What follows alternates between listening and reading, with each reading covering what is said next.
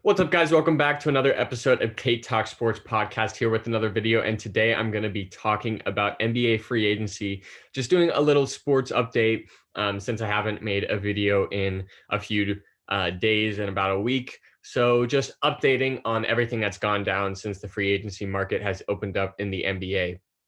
Also going to touch on Messi a little bit at the end with everything that's been going on there. So just going to be talking about a few teams that I think made some of the biggest splashes in free agency, as well as just the offseason in general, and then a few other kind of single players that I think are going to be big deals for the teams and the players.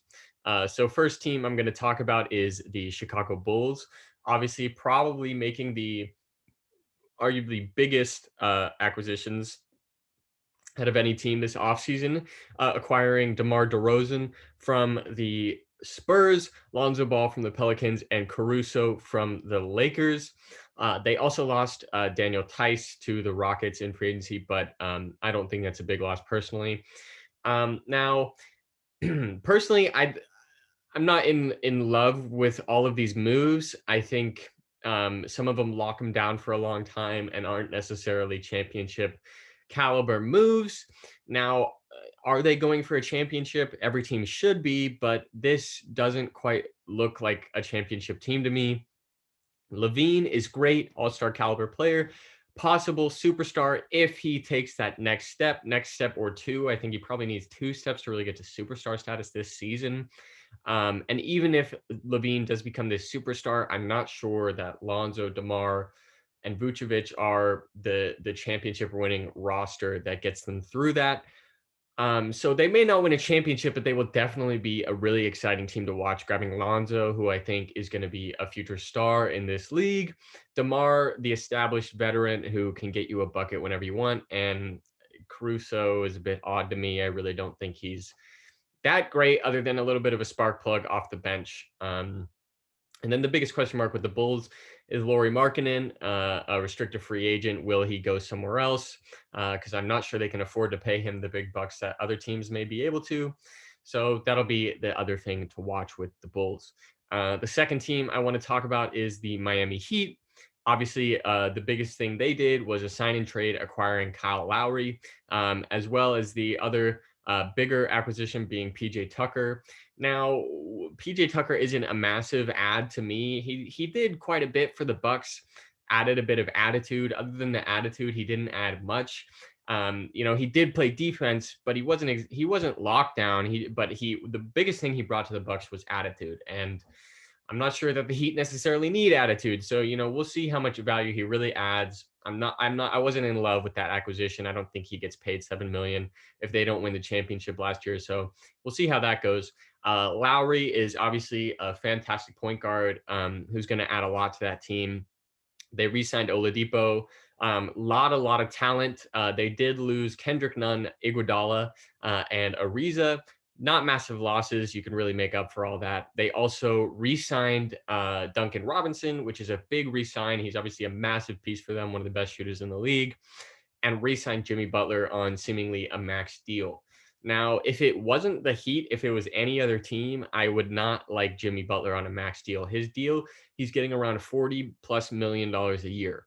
To me, Jimmy Butler is not worth that much money. He's just not. He scores in the clutch and he gets some big buckets and he plays good defense and he brings attitude, but he's not a $40 million player to me. 30s probably. But that being said, on the Heat, he may be a $40 million player. He fits the attitude of the team. He is the attitude of the team. And he's been their heartbeat. He's brought them to success. So they obviously wanted to reward him for that. But again, if it wasn't the Heat, I really don't like Jimmy Butler on $40 million a year. But it is the Heat, so this should work out for them.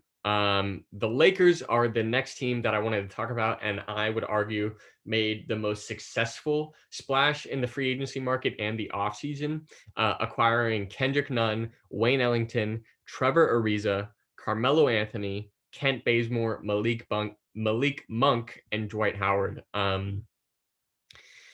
Those are just massive acquisitions. They do, however, lose Dennis Schroeder, Markieff Morris, Montrezl Harrell, and Kentavious Caldwell-Pope. However, what they lose in those guys, as well as I think one or two other role players, they add, I would say, almost in abundance and more when in their free agency acquisitions. All the guys they added bring so much to them, and I believe they traded kind of big pop role players versus mass role players. And what I mean by that is a guy like Dennis Schroeder can go off one night and he can facilitate and he can score 30 and be great. And then there's periods of nights where he just doesn't do anything. Same with Montrezl Harrell. He has big games. He'll get 20 points. He'll get a bunch of rebounds, and then he's quiet for a few games.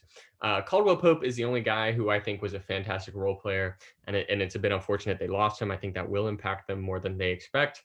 However, you look at who they added, and it's all guys who are going to give you, close to 10 points a night. They're going to hit the open shots. Bazemore is he's going to be able to run in transition, hit the catch and shoot three. Malik Monk is going to be able to hit the catch and shoot three as well as create for himself. Dwight Howard is going to get boards and bring that attitude that you want and you've already seen. Wayne Ellington is going to hit those shots. Arenas is going to hit shots as well as play defense. And Kendrick Nunn is also there to hit shots and just be a spark plug off the bench. I think it's a really good move for them to add all this these role playing players, as well as more shooting, given that, as we know, they did add Westbrook. So these role players are going to be very good. And I think they've done a fantastic job of rebuilding this roster around the new big three that they have in LeBron, Davis, and Westbrook. The third team that I want to look at is the New York Knicks. Obviously, they did quite a few moves, not quite a few, but they did some bigger moves in the offseason, acquiring Evan Fournier in the free agency from the Celtics. That is a big addition for them, a really quality point guard or just guard in general. Can even play small forward who adds shooting, adds leadership, adds veteran presence. As well as Kemba Walker. They acquire him after a buyout with the Thunder. A bit of a homecoming for Kemba. I'm not sure how much this really does. Kemba seems to have lost a step over the past few years. And even if he hasn't lost a step, he's definitely injury prone and seems to have lingering problems with his knees that come up throughout the year. So I'm not sure how much it adds. If he's healthy, it adds a lot. They've got really strong guards if he's healthy. But otherwise, those acquisitions are good. I especially like the Fournier. They did lose Reggie Bullock, who ended up signing with the Mavericks, who was actually a bigger player than I think they realized, hitting a lot of threes and being their offense at times. However, they were able to re-sign some of their other role players, guys like Alec Burks, who was a big spark plug for them off the bench or even started. Nerlens Noel, one of the best rim protectors in the entire NBA. Derrick Rose, obviously such a massive presence for them, was one of their best scorers all year and is really good for guys like RJ Barrett giving that leadership, as well as Taj Gibson, who's a really solid role player. And they also re-signed their star, obviously Julius Randle, who didn't really show up in the playoffs last year, but we saw what he did in regular season, and he's got that potential to be a superstar player for them, and they locked him down. So that's it really for the teams that I wanted to look at. If we do look at the others, kind of guys that I thought went to individual teams and are going to make a difference, or kind of maybe a trade or two that I thought were interesting and are going to make a difference, you can look at the Nets losing Jeff Green, which I think is a bigger deal than maybe they want it to be. He's a fantastic role player no matter where he goes, whether it's the Rockets or the Celtics or anywhere. Obviously, he went to the Nuggets, who I think he's going to be fantastic for. And I think teams underestimate how much he does for them in his role. However, the Nets did add Patty Mills, not necessarily in his place, but they did add him. And he adds a lot, so much experience, shooting, everything. He's just a massive acquisition for them. Warriors also added Otto Porter, a nice scorer who's been injured the past few years, can really be a spark plug for them and make a difference. So they did add him. Dinwiddie to the Wizards, who, I mean, I don't love this move. I don't think the Wizards are going to be doing too much this year.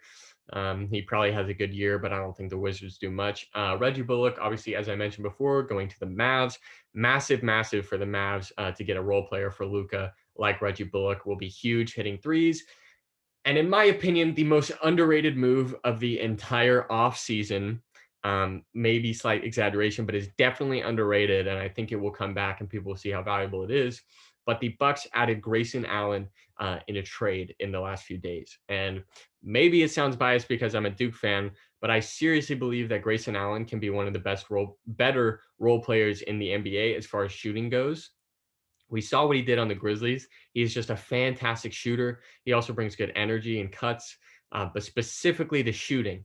And the Bucks lost Bryn Forbes in this offseason, but then they go and add a guy like Grayson Allen, who not only is a fantastic shooter, but he's on a small contract, so they can easily afford to keep him on this team for this year. And I think he's going to be one of those rookie, younger role players who gets a spotlight on him in the playoffs, and people end up loving him and raving about how good he plays, similar to Cameron Johnson on the Suns this past year. So that's really all I have for the free agency. And just one thing that I want to touch on with the Messi situation is it's all Barca's fault. And, this may sound harsh or weird to say, but it's their fault that he's leaving. They were in so much debt and they've paid so many bad contracts. All you have to do is look at their wage table and see how many subpar players they are paying star money, $20+ million a year, put them in so much debt. And they cannot totally blame COVID because only 15% of their nearly $1 billion of debt came during the COVID times. So it's not COVID's fault and it's not La Liga's fault. It is their own fault for getting in this mess and not being able to afford Messi. Obviously, it's sad Messi has to leave, but he'll go somewhere and he'll be fantastic no matter where he goes. It's going to be PSG, but it'll just be exciting to watch no matter where he goes. That's it for this video, guys. I hope you guys enjoyed.